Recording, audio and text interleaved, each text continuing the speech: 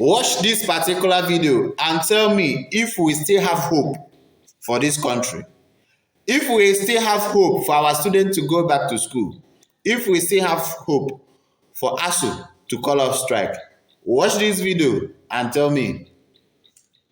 Let me allow you to listen to Mr. Festus Keyamo again. Let's refresh our memories about what he said, and I'd like you to anchor on that, on a response on what he said.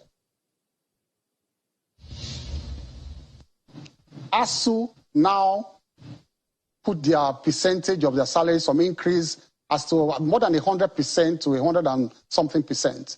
It now came up to an additional 560 billion naira on top of the normal 412 billion that the federal government was already paying for their using to pay their salaries and their emoluments. They added another 560 billion to that bill. And then that does not even include things like their hazard allowance and all those other little allowances. All those allowances also came to another additional 170 billion. And so the entire bill came up to 1.2 trillion or thereabouts. Meanwhile, you had before, even before this situation, a situation where the federal government was already spending 50% of its overheads on salaries to pay them. That was the previous bill, 50% of its overheads regarding salaries and emoluments to pay university teachers, their wages and allowances. So what the federal government did when they brought this, proposal from the Nimi Briggs Committee, they said, well, this is unrealistic. You know what? You need to bring in other, they still went back to the same position where they had to bring in other critical stakeholders. That's the Minister of State for Labour, Mr. Festus Keyamo. I'd like you to anchor and give us your final thought on all of this. Where do we go from here? We are tired. We want the students to go back to the classrooms. We want our education sector to get back on its feet. What must be done now? One, the issue of IPs and UTAS have to put to rest because the tests have been done. As I agree with the Chief of Staff, UTAS will be implemented, should be implemented to cover the university. Two, you see, if this government is serious, this strike will not last 1 or 2 weeks.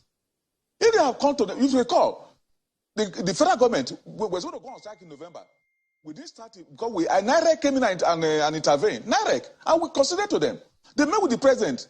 He set up a committee headed by Chief of Staff that should resolve this thing quickly. And the world saw it in the press. They did nothing. The president set up this Muzali committee. We met with them, finished, nothing. They didn't come back. They set up this Nimi Briggs Committee. It's now more than 3 months. 2 months we finished negotiating with them. They didn't come back. President directed the Minister of Education, finish within 2 weeks. 2 weeks has passed. They didn't come back. So we are not. Let me tell you what they are doing. We feel sad because what they are going to do now, if we resume tomorrow, in the next 4 years, I cannot go on leave. You know why? I'm going to cover the backlog of work that I should have done while on strike. If you look at the past 50 years, I've not ever gone on leave. You can check in my university. For those times we are on strike, when we come back, we have to do the backlog. In my university, Michael Okpara, you can go and check. We have not lost 1 year. We've not lost one set of students.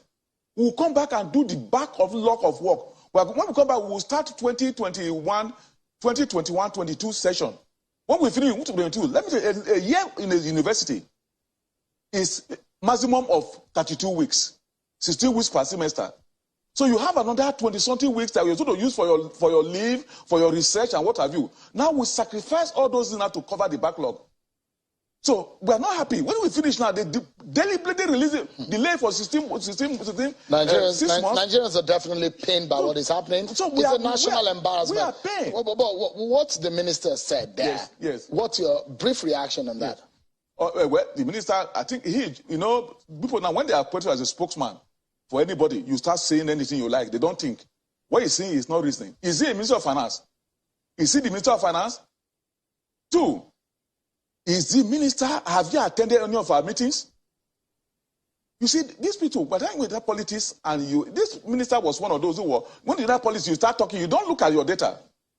They should produce the data, he should produce the data of what he's talking about.